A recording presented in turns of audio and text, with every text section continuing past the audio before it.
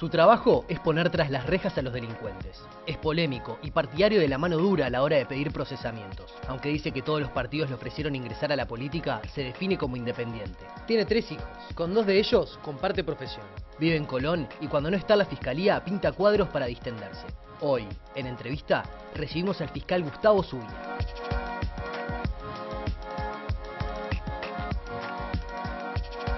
Zubia, es un gusto recibirlo en El Observador TV. Muchas gracias.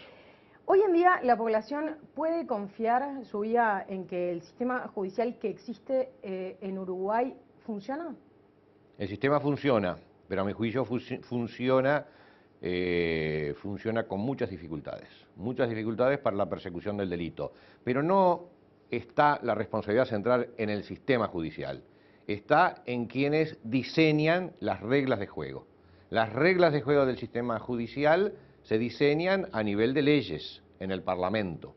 Y esas leyes que se diseñan en el Parlamento están con un marco tan importante de no solamente respeto a los derechos humanos, que está muy bien, pero un respeto que exorbita muchas veces las necesidades y las garantías y crea una enorme cantidad de beneficios liberatorios. Hoy por hoy, si tenemos tiempo, son aproximadamente 19 los beneficios liberatorios para delincuentes. Entonces, las reglas de juego que se crean son tan benignas para el delincuente que luego el sistema judicial, que lo que hace es aplicar las leyes, se ve, a mi juicio, en dificultades. Algunos magistrados, tanto fiscales como jueces, pueden estar en buen rapport con esas reglas benignas o hiperbenignas, a mi juicio. Y otros, como es mi caso, estamos en general molestos con la cantidad de beneficios liberatorios. Entonces, es difícil en una sociedad que está en cambio, como la nuestra, como el mundo contemporáneo, en cambio muy rápido, es difícil unificar criterios. Tenemos segmentados los criterios, como sucede en tantas partes del mundo. Hay criterios de algunas personas que enfocan en una dirección, criterios que enfocan en otra dirección. Esas colisiones se dan, pero en los últimos días, en las últimas horas, diría yo, estamos asistiendo. Ayer me tocó intervenir en un tuit, en un video que se hizo viral, que ya la policía lo está investigando. Yo hablé con funcionarios policiales y están en eso, donde el desparpajo delincuencial es tan grande. ¿Usted hace referencia del video viral en el cual se observa las armas de fuego? Sí. Armas de fuego en zonas donde hay viviendas, por lo tanto, yo ya tengo información, vamos a dejarlo por ahora. Es menudo la reserva, pero ¿de dónde puede haber sido? Zonas de Montevideo, vinculadas a calles de Montevideo, a viviendas de Montevideo, donde delincuentes salen y hacen demostración de fuerza a viva voz y a vivo ruido, donde vecinos tienen que soportar eso, y donde entonces estamos llegando a esos niveles que el que no quiere verlo, por eso yo utilicé la palabra ciegos, por supuesto que uno puede no ver las cosas que le pasan a 20 centímetros de su cara si no las quiere ver. Pero a mi juicio es clarísimo de que estamos perdiendo el control del territorio del Estado. Aquello que estudiábamos en el liceo, el territorio del Estado y el control que tiene que tener el Estado de su propio territorio. Lo estamos perdiendo. Por decir este tipo de cosas, ¿no? Por salir ante los medios de comunicación, bueno, desde que se instaló el nuevo Código del Proceso Penal, usted junto a otros colegas han sido muy críticos, se han salido a la prensa, pero claro, uno piensa en los fiscales y la primera imagen que se viene es precisamente Gustavo Zubia a la cabeza. ¿Qué cree que piensan los colegas de usted? Tenemos diversos pensamientos. Hay gente que comparte conmigo, quizás no todo, quizás yo estoy un poquito a la cabeza en el marco de una necesidad de mayor represión para el delito, y vamos, las cosas claritas: represión, sanción penal, no pena de muerte, no cadena perpetua, no baja de edad de imputabilidad. Es decir, no comparto los extremos, sí comparto de que en el día de hoy la sanción penal es absurdamente mínima y tiene lamentablemente un obstáculo bien claro, y es el estado de las cárceles. Si usted tiene un hospital donde el estado de los pacientes, las camas, las instalaciones no dan abasto, entonces el médico lamentablemente empieza a calcular si envía o no envía personas a ese hospital. Es un razonamiento absurdo.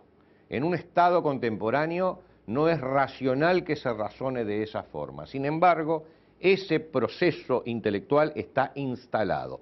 Como las cárceles son malas, como las cárceles, no todas, cuidado, después podemos aclarar, hay cárceles del interior que están funcionando muy bien, pero los grandes centros urbanos, el Concar, las cárceles de Canelones, cárceles de Maldonado, en las zonas más de mayor número de densidad de habitantes, como las cárceles funcionan mal, entonces estamos invirtiendo el razonamiento y diciendo, porque el hospital no funciona bien, no podemos enviar gente enferma. Ya vamos a tocar el tema de las cárceles.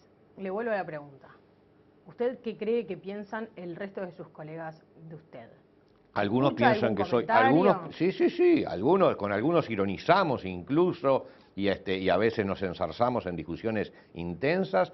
Para algunos yo represento una especie de fascista represor que no tiene en cuenta las necesidades de reinserción social para delincuentes. Para algunos. Para otros represento un individuo que soy un poco más duro que la media.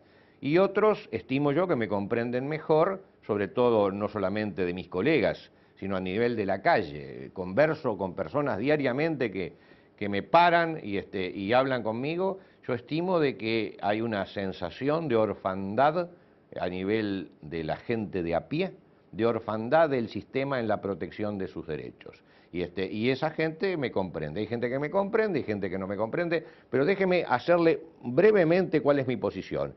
Si el Código Penal marca determinadas penas, y cuando en el momento en que se procesa a una persona y se la somete porque ha cometido un delito, vamos a empezar por eso, cometió un delito, se le aplican tantos mecanismos liberatorios que llevan a que determinadas personas no tienen ninguna sanción real por el delito que cometió. Entonces, las bases de la convivencia empiezan a caer. ¿Usted cree que los delincuentes están al tanto de esta benevolencia y se benefician de ella? Totalmente al tanto. El delincuente no es que haga un curso intelectual para comprender los hoy 19 mecanismos liberatorios que existen.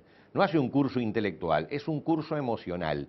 El delincuente tiene una percepción rapidísima de la realidad por la vía, sobre todo de lo intuitivo o emocional. Y sabe y ve cómo puede zafar acá, zafar allá, cómo el sistema le da una comprensión o una benignidad de la cual él mismo se ríe, porque yo he tenido conversaciones larguísimas con personas después de sometidas en el viejo sistema a proceso, cuando se esperan a veces horarios hasta que se tomen nuevas medidas y cuando el individuo sabe que ya ha perdido, entre comillas, se sincera y se puede hablar con él estupendamente, y uno ahí se da cuenta cómo el delincuente conoce vericuetos, sabe los mecanismos para la impunidad, se ríe muchas veces del sistema por las benignidades que le da, y lamentablemente los que estamos del otro lado, que somos los operadores y sobre todo el legislador, cuando construye y diseña las leyes, yo estimo que sigue soñando con una rehabilitación que, si bien está en la Constitución,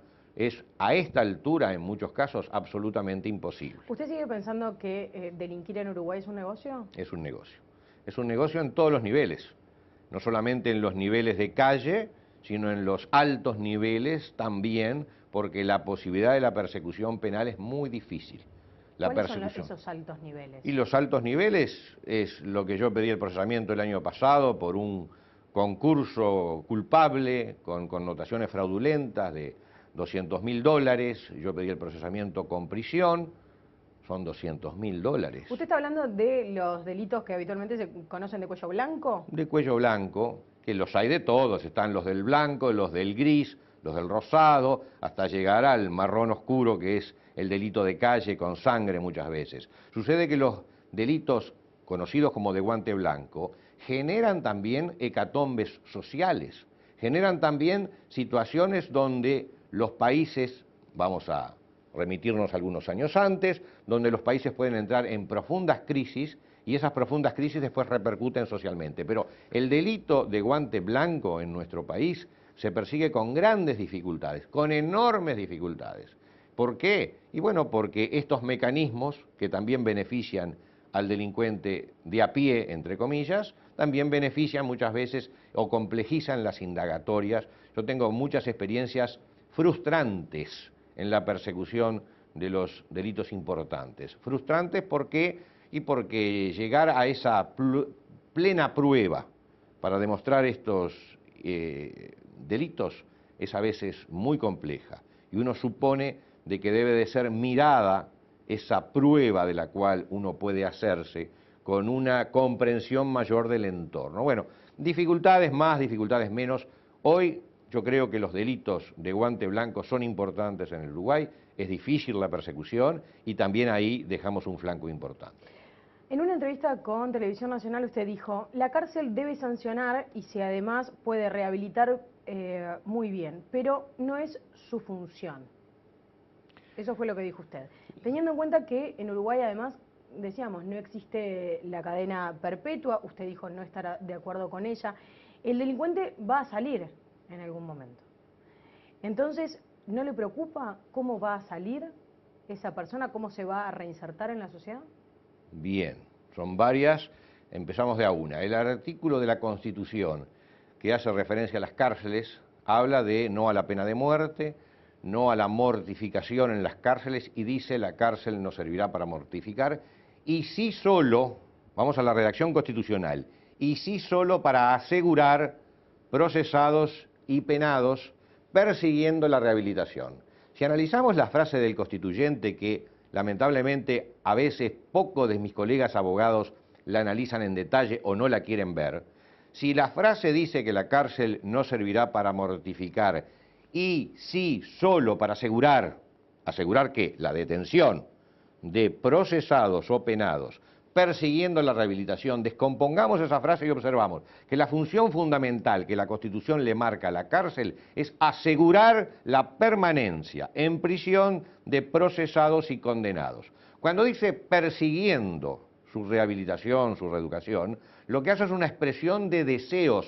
Si a usted le imponen en su actividad profesional que usted persiga un determinado logro, no está dentro de lo que esos abogados llamamos un contrato de resultado, porque usted, el perseguir no significa el lograrlo, sino que es una posibilidad que usted, si la logra bien y si no la logra, paciencia. Entonces, cuando la cárcel se dice que debe de perseguir la rehabilitación, se le está poniendo un objetivo que realizará o no realizará la cárcel. ¿Cuál es el objetivo que sí dice la Constitución que tiene que cumplir la cárcel? Asegurar a los penados o procesados. ¿Qué significa eso? Asegurar el cumplimiento de una sanción.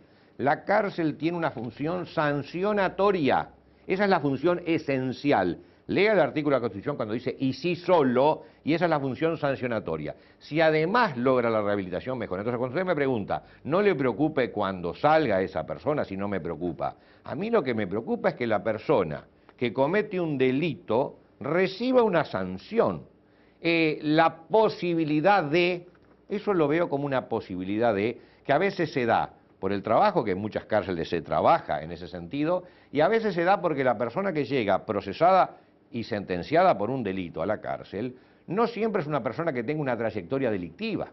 Hay cantidad de gente que llegan a la cárcel por situaciones puntuales, no tienen una trayectoria delictiva, y entonces la cárcel en general no tiende a lograr una rehabilitación porque esa persona no está inhabilitada. Cometió un delito, sí, pero no tiene la trayectoria del delincuente y por lo tanto son muchas veces las personas que en las cárceles trabajan y a veces nos creemos que la cárcel logró el efecto trabajo. No, esa persona ingresó a la cárcel queriendo trabajar porque es una persona de trabajo que cometió algún tipo de ilícito puntual.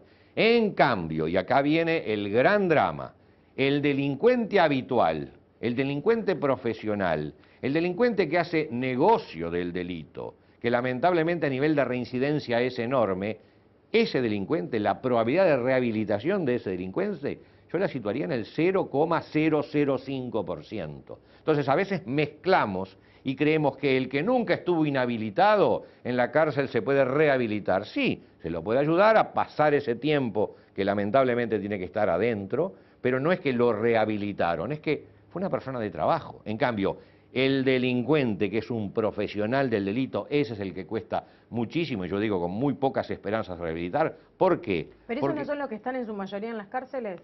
Son enorme cantidad, no, son mayoría sí, son mayoría, pero hay cantidad de los otros, o sea de los que no son delincuentes, de los que cayeron, cometieron delitos, si lo catalogamos delincuente por cometer delito, es delincuente, pero no es el profesional. Claro, pero el profesional, en comparación, digamos, con los que pueden haber realizado un acto delictivo, parecen ser la amplia mayoría en los centros carcelarios. Entonces, ¿qué hacemos con toda esa gente una vez que salga? Bueno, es la pregunta de si los hospitales sirven para curar, y usted sabrá que de los hospitales mucha gente sale camino al cementerio. Hay una obligación de tratar de, pero si se puede, se puede, y si no se puede, no se puede. ¿Qué hacemos para ser bien cortante en la respuesta? ¿Qué hacemos a ese delincuente que cometió delito? Por lo menos por un tiempo lo sacamos de circulación. Le hacemos sentir el rigor de la pena, no pena de muerte, no cadena perpetua, de una pena que no tenga tantos beneficios liberatorios, y el individuo en la próxima vez que vaya a delinquir va a empezar a calcular mejor. Hay gente que quiere un tratamiento psicológico especializado, lo que no logró muchas veces la familia, lo que no logró muchas veces el matrimonio, lo que no lo logró los vínculos sociales sanos para una persona que se dessocializa, se lo queremos poner como objetivo a la cárcel, donde justamente estamos sumando personas con los mismos problemas. Resumo, yo no soy iluso y no pienso que las cárceles deben de siempre rehabilitar. Si rehabilita, bien, y si no rehabilita, también bien. ¿Por qué? Porque la cárcel le va a imponer la sanción, la misma que le imponen. ¿Tú manejás? Sí. ¿Pasaste alguna vez algún semáforo en rojo y te pusieron alguna multa? No. ¿Estacionaste en algún lugar indebido y te pusieron alguna multa? Bueno, me estoy dando con la persona que debe de ser el 1 por 100.000 en Montevideo. ¿Nunca tuviste ninguna falta administrativa? No, respeto las ¿Nunca te pusieron una sola multa? Bueno, ¿tenés algún familiar que le hayan puesto alguna multa? Sí. Bueno, por lo menos me estoy dando con un ser más humano, con tu familiar y no contigo. Pero a ver, ese familiar que le impusieron la multa, después que dejó, vamos a lo más elemental, dejó mal estacionado el vehículo, como a mí me pasó medio metro en la línea amarilla, esa de carga y descarta, y me lo trasladaron al vehículo para los depósitos de la Intendencia, tuve que abonar varios miles de pesos. La pregunta es, ¿a ti qué te parece? La persona que le ponen varios miles de pesos, le trasladan el vehículo, me remito a Relatos Salvajes, la película argentina, del caso Bombita, al que le habían guinchado el coche en varias oportunidades. Sí, sí. La pregunta es, ¿la persona aprende o no aprende después que le guincharon el coche, capaz que más de una vez, a tratar de evitar cometer la infracción? La respuesta es obvia y es sí. La persona lo podrá hacer, en algún caso, a riesgo de que sabe lo que le va a suceder. O sea, la punición es el único camino para usted. No es el único. La escuela, el liceo, la educación de los prójimos, la educación familiar, claro, pero son importantísimas. Si las personas que terminaron en la cárcel, lamentablemente por las circunstancias de la vida, no tuvieron eso, entonces después, si llegan a un lugar a manos del Estado, para después salir, ¿no sería conveniente que se lo rehabilite y se le dé esa volvemos a lo mismo de siempre. Capaz que nuevamente si te hago un interrogatorio ahora de si en tu familia has tenido el famoso estudiante que repite, que no estudia, que no hace nada, el vago de la familia, vos me dirás, no lo conozco. Pero vamos a ver, hay familias que tienen dificultades a veces con sus hijos y a pesar de haberle dado elementos suficientes para que la persona pueda desarrollarse, el individuo dice, no quiero desarrollarme, quiero hacer una vida que yo sé que en última instancia va a ir en contra de mis propios intereses, pero la hago igual. El libre albedrío, más allá de que todos tenemos condicionamientos, no funciona para que una persona diga, no quiero hacer esto, quiero hacer lo otro. No existe la posibilidad de una persona decir, yo me dedico a delinquir porque es lo que me gusta. Vaya a saber sí por qué incidencias, como vaya a saber sí por qué incidencias también las personas siguen el camino de lo debido. A lo que me refiero, la sanción hacia la convivencia, la educación también, pero cuando falla la educación, cuando la persona no quiere aceptar las reglas de convivencia, ¿qué harías tú con una persona que aquí, en este ámbito, no quiere aceptar las reglas de convivencia? ¿Tú le aplicarías, si fuera la responsable, una sanción? Le podrás hablar la primera vez, hablarle la segunda vez, hablarle la tercera vez, pero si ahora nos interrumpe alguna de las encantadoras chicas que nos recibieron y que están en la producción, nos interrumpe, quiebra esta entrevista y provoca un escándalo, tú vas a tomar alguna medida, o alguien aquí va a tomar alguna medida. Sin embargo, estamos hablando de delitos como la rapiña, por ejemplo, y se crea el año pasado una ley que le posibilita al propio rapiñero, cuando tiene una pena menor a los 5 años, a que en el momento de la sentencia, en lugar de cumplir la reclusión, se le ponga una tobillera y esa persona quede en libertad. Entonces, cuando llegamos a los excesos de que no se ponen esos límites, ¿por qué? Por el viejo argumento de que las cárceles no sirven para rehabilitar. Y bueno, entonces, vamos a pasarle la responsabilidad al Estado. Que sea el Estado el que modifique sustantivamente la situación de las cárceles. Y que cuando hoy hablábamos de determinados gastos del Estado, inversiones del Estado o derivación de dineros del Estado, que los derive para cárceles y que cree un medio ambiente más propicio para la rehabilitación. Ahora, el Estado puede crear un medio ambiente propicio para la rehabilitación, pero si el sujeto humano dice no quiero rehabilitarme, el sujeto no se rehabilita como el adicto. El primer paso para el adicto es decir quiero rehabilitarme. Por más tratamiento compulsivo que le hagas a los adictos, si no quieren, no son rehabilitables. ¿Y qué tiene que venir entonces? La sanción. Lo que pasa es que la palabra sanción suena a represión, a fascismo, la atamos con otras situaciones históricas, confundimos los tantos, tenemos problemas como tienen muchas veces los padres al momento de poner orden sobre sus hijos. Yo tengo 3 hijos, uno ingeniero, una hija abogada y al otro que está estudiando en este momento para dar el último examen de facultad. A mis hijos yo les he impuesto estímulos, es decir, educación, apoyo emocional y sanción. No se puede vivir en un planeta donde no exista la sanción frente a la convivencia. Cuando un Estado es agredido por otro Estado, tiene derecho a la legítima defensa. Cuando el ciudadano es agredido, tiene derecho a la legítima defensa. Cuando el Estado es agredido, tiene derecho a la legítima defensa. Y tú dirás, la legítima defensa para una persona con antecedentes es llevarlo a hacer un curso de rehabilitación. Señor, si es grande y entiende, lo que no entendió antes, lamentablemente lo tiene que entender ahora. ¿Y cómo se aplica? El artículo de la Constitución lo dice y es manteniendo en reclusión al que cometió delito, persiguiendo su rehabilitación. Pero como nunca se obtiene muchas veces, no digo nunca, pero en cantidad de casos es imposible obtener la rehabilitación, aún en circunstancias benéficas, lo que hay que hacer es sancionar. Y te termino. Triple homicida en Uruguay. Pudo redimir casi una tercera parte de la pena. Salió. Por estudio la pudo redimir. Quiere decir que se supone que es un proceso de rehabilitación. Llegó al Paraguay, ya está detenido. Tráfico de armas, droga. Entonces, podemos soñar con frutillitas. Yo no tengo problema en soñar con frutillitas. Sucede que la realidad no es frutillitas. ¿Cuántas amenazas de muerte recibió en su carrera? Varias. Las más duras, las que son dichas en voz baja, con mucha parsimonia y hasta con elegancia. Las menos duras, las que son dichas a los gritos de una persona en un estado emocional intenso, pero he recibido varias y la última meritó de que esté con custodia en este momento, pero fue bastante intensa, no fue un mero grito destemplado. ¿Atentar contra su vida fue lo más fuerte que recibió o recibió algún otro tipo de amenazas? ¿Amenazas contra su familia? No, en los juzgados se han dado un par de veces dando vueltas en el piso con algún recluso que se me tiró arriba. Pero ¿Terminó las piñas?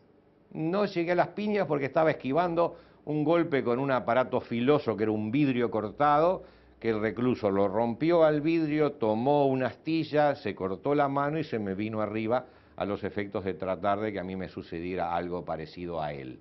Tuvimos un rato dando vueltas en el piso del juzgado, aparecieron 4 funcionarios, esto fue en Maldonado hace años, que con grandes dificultades, cuando después se dice, cuando una persona hay que reducirla, la violencia que se emplea, terrible las dificultades para poder reducir a esa persona por el estado de adrenalina que tenía, pero tuvo algo bueno.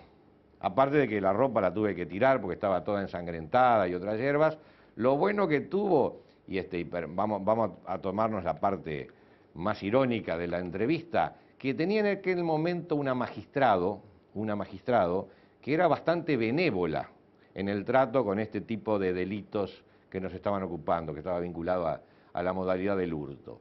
Y después de haber sido involuntaria partícipe de aquel evento tan pintoresco que fue vidrios rotos, ataques, sangre, lucha en el piso, participación de funcionarios policiales, la magistrada o magistrado se puso un poquito más dura al momento y me comprendió un poquito más al momento de evaluar las solicitudes que yo le hacía.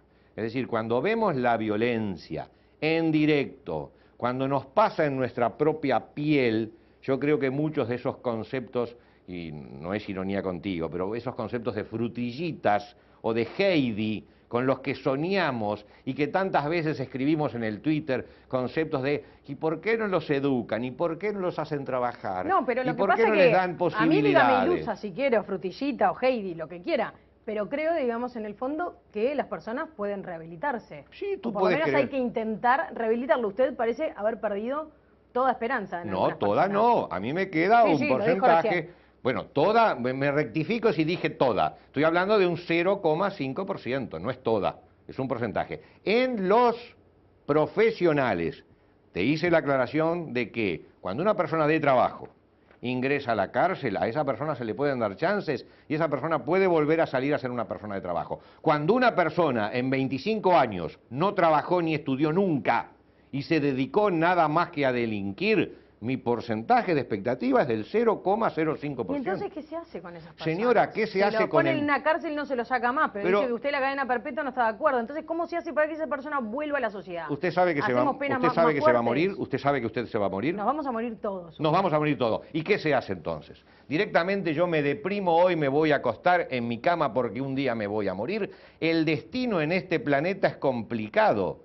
¿Qué se hace con las guerras? ¿Usted sabe cuánta gente murió en el siglo XX entre genocidios y guerras? Se calcula más de 100 millones de personas.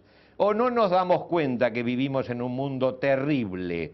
¿O soñamos? Vamos a soñar pero con los ojos abiertos. Es decir, soñemos con lo que son posibilidades reales.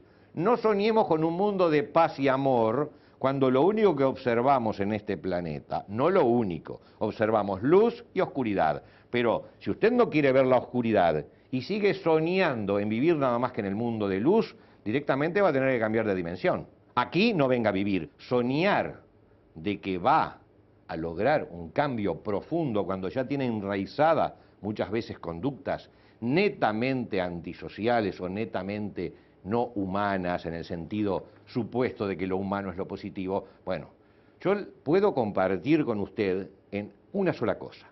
El Estado debe de gastar dinero en las cárceles para hacer lo mejor posible. En eso estamos de acuerdo. ¿El Estado gasta el dinero suficiente? Yo diría no. En eso estamos de acuerdo. Ahora, que obtenga el resultado maravilloso, milagroso, que la humanidad viene sin obtener en millones de años, ahí no comparto con usted. El Estado pondrá los medios, pero el resultado ese maravilloso de gente que sale como Heidi corriendo cuando sale del penal, yo, señora, no lo veo. Quizás usted, le voy a aplicar una frase que me decía mi padre, capaz que porque sos muy joven. Cuando evoluciones unos años, que a usted le falta mucho para llegar a mi edad, capaz que observa con mayor detenimiento lo jodido que es el bicho humano. Y dice Yo así. espero llegar a su edad con un poco más de esperanza. Y bueno, en el espere. ser humano. Usted la no perdió. tiene esperar, no hay problema en esperar. Usted la perdió por completo. No, le vuelvo a repetir que por completo no, yo tengo un Bueno, 0,5%. No. Y hay gente que es de bien, hay gente que logra procesos, pero no siempre lo logra por lo que realiza el entorno de rehabilitación. Un individuo tiene un afecto, conforma una familia y muchas veces abandona la carrera delictual por esas circunstancias. Sí. Dado, digamos, la descripción que usted hizo, ¿no? Del bicho humano. No, de la cuestión, digamos, de quienes entienden que por allí hay una posibilidad de rehabilitación, en ese porcentaje que usted no ve. Entonces, podría pensar, bueno, pero ¿piensa que el fiscal de corte es Heidi también? ¿Tiene un pensamiento frutillita? A mi jefe no lo voy a calificar de pensamiento frutillita, simplemente voy a decir que estoy en discrepancia total con muchos de sus conceptos. Pero como mi jefe tiene más edad que usted, supongo yo, entonces directamente no lo voy a calificar porque además soy su subordinado. Pero si le digo que estoy en total discrepancia con muchos de sus conceptos, usted podrá saberme entender. No, sí, le hago el paralelismo. Ahí está. Así que yo discrepo con algunas de las manifestaciones del doctor Díaz, a quien se lo he dicho personalmente. Tengo un profundo respeto por la inteligencia del doctor Díaz, así que yo hablo bien claro con él. E incluso el otro día le hice referencia a que en un juzgado una defensora utilizó ciertos argumentos que el fiscal de corte ha dado a través de los medios para contradecir mi solicitud de prisión para una persona formalizada. Entonces, por eso le digo de que discrepo con muchas de sus apreciaciones, pero es mi jefe y por lo tanto tengo que cumplir en lo que yo estime pertinente con las directivas que él imparte.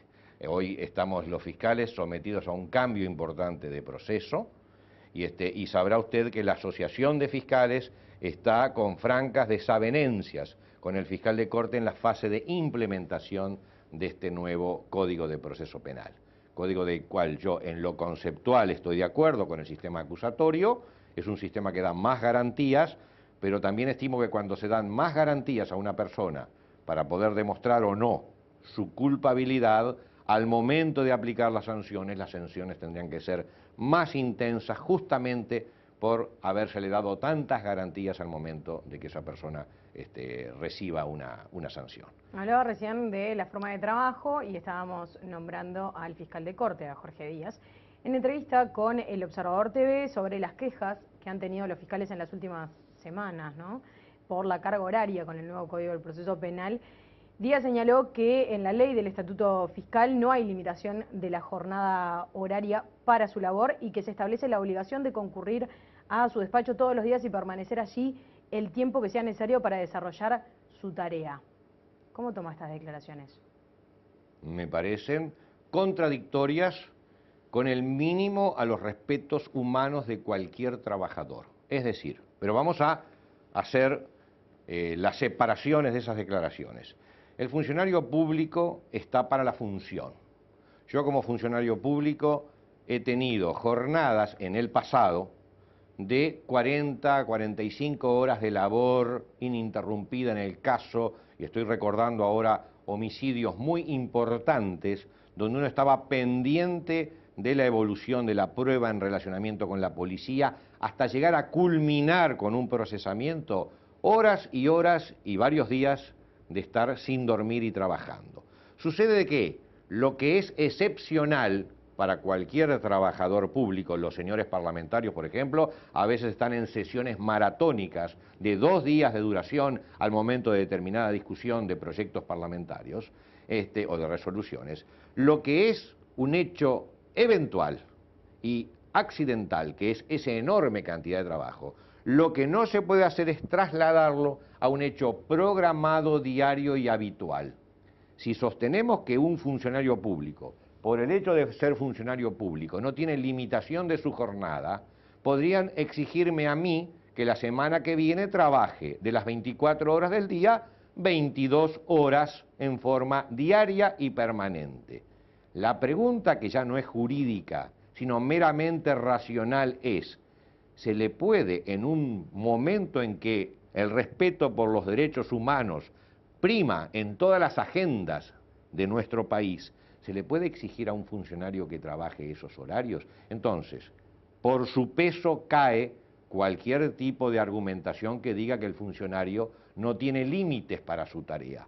Podrá, y le repito, el funcionario público en forma excepcional hacer cargas más intensas que el funcionario de actividad privada, y yo las he hecho y las seguiré haciendo. Lo que no se puede es diagramar, y es lo que tenemos en este momento, un sistema de trabajo por el cual yo tenga que estar de repente 30 o 35 o 40 horas sin dormir durante 2 periodos en la semana y durante varias oportunidades en el correr del mes de diciembre, como me está sucediendo en este momento. Entonces, no acepto de que no exista una limitación, porque hay derechos, inclusive pactos internacionales, en cuanto a la limitación de jornada de trabajo. Si no, volveríamos a la época de Sacco y Vanzetti en el Nueva York de principios del siglo XX, cuando se procuraba el respeto de jornadas mínimas de labor. Imagino que nadie estará en esa disposición de ánimo de decir ese irrespeto. ¿Y cuál sería el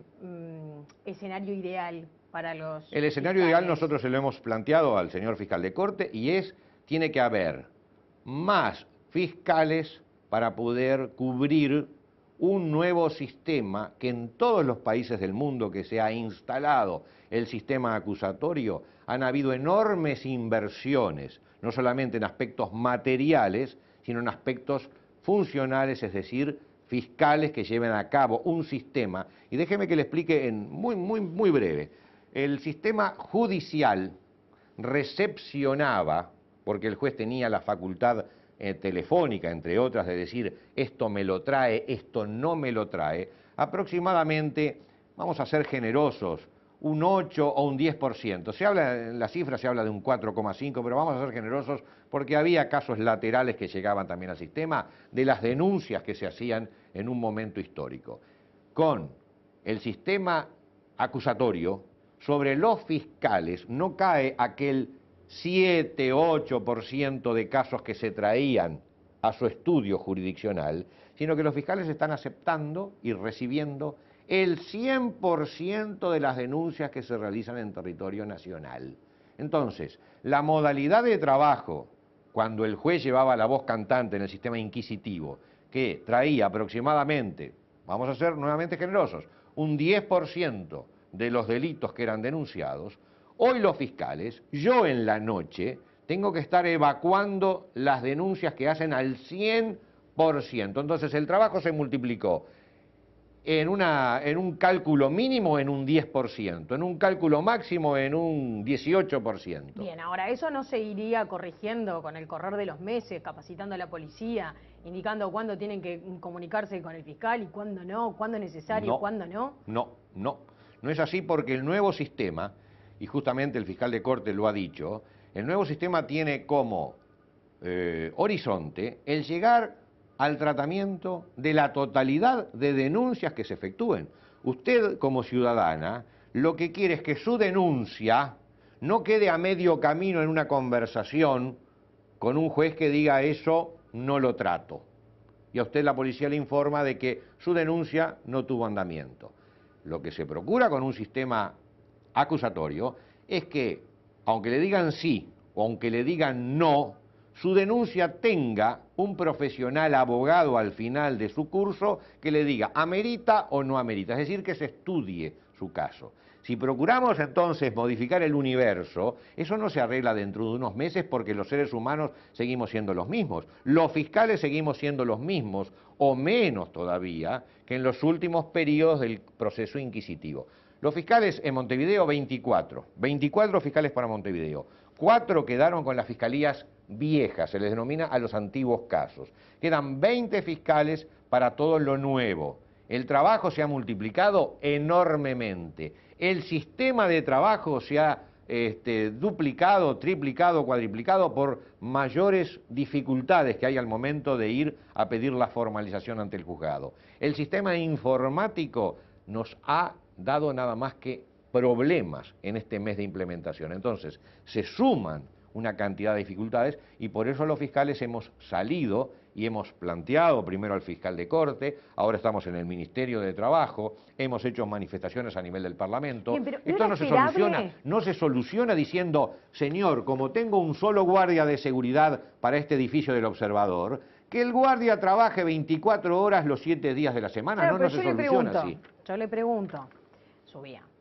El pensamiento frutillita, entonces, ¿no lo tenía usted cuando pensaba, digamos, o sea, que estos problemas nos iban a venir? ¿Quién le dijo que yo pensaba eso? ¿Quién le dijo que yo pensaba eso? Pero tan duro, digamos, o sea... Pero señora... ¿Salieron tan duros? Lo que yo dije muchas veces ante todas las personas que estaban a cargo de la implementación de este nuevo sistema, fueron meses antes quejas, objeciones y más quejas al nuevo sistema. Sucede que hasta que no se implementa, yo no voy a hacer la crítica de lo que todavía no se implementó. Se implementó en la última semana con el mismo número de fiscales para el código viejo, trayéndolos para un código nuevo, o menos todavía, con exigencias mucho mayores, se las puedo relatar ahora, exigencias de tipo empírica, que son variadísimas y de todo color, y algunas usted me dirá, ¿se pueden solucionar? Sí.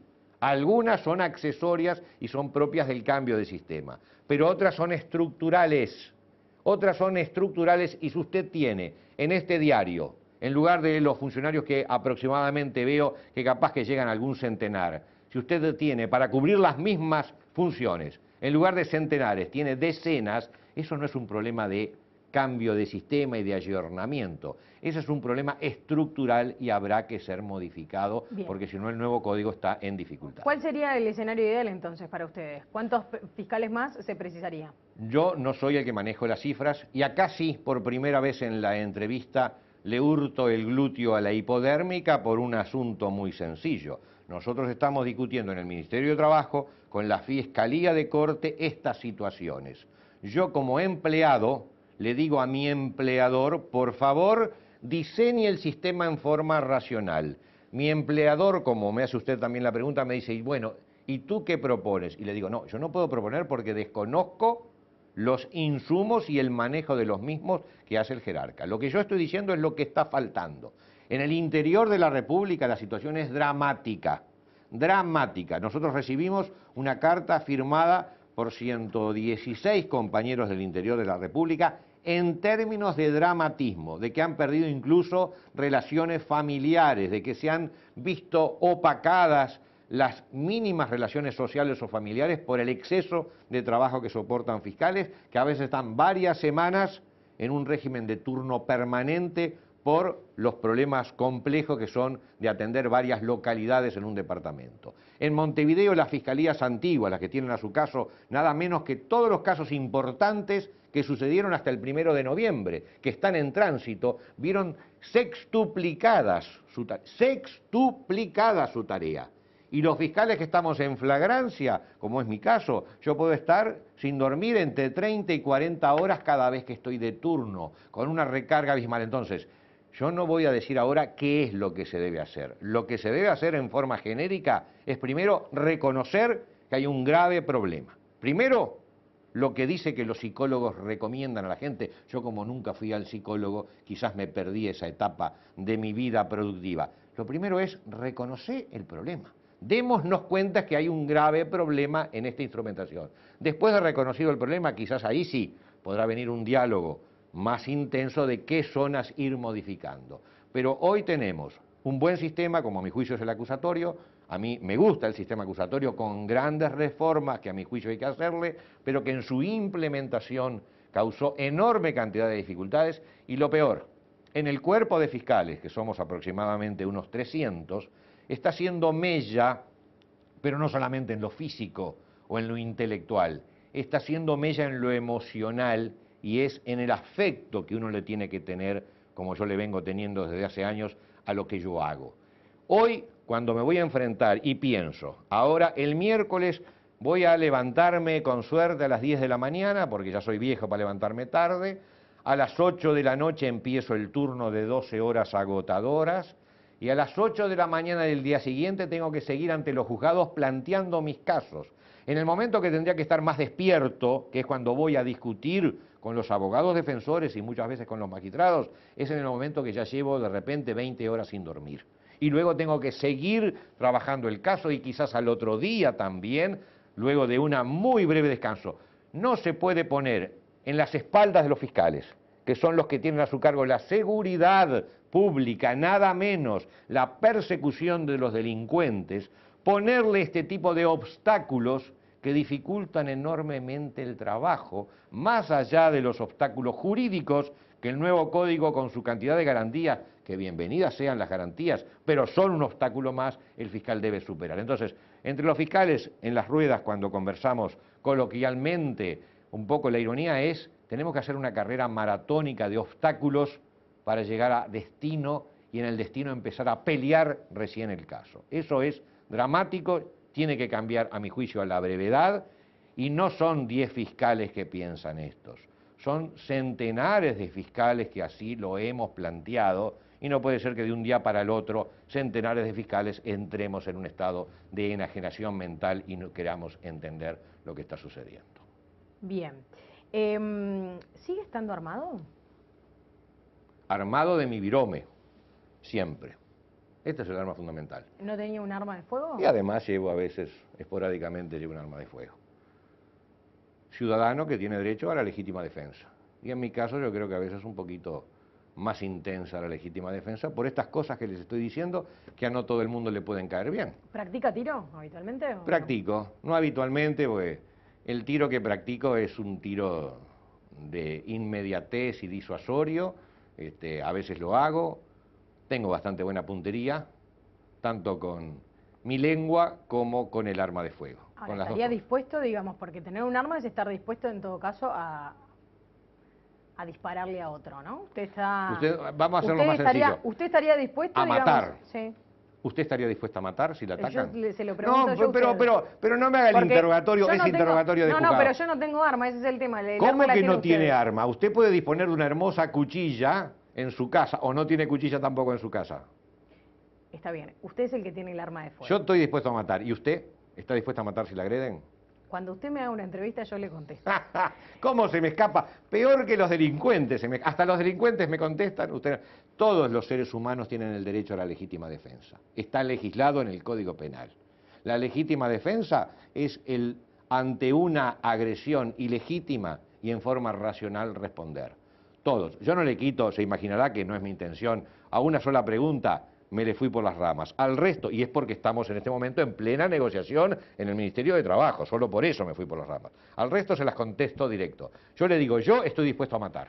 Si a mí me agreden en situaciones que espero sean las que pueda tomar la decisión justa, porque a veces es muy difícil tomar en fracciones de segundo la decisión justa, yo como cualquier persona que se sincere, el tema en nuestro país es sincerarse.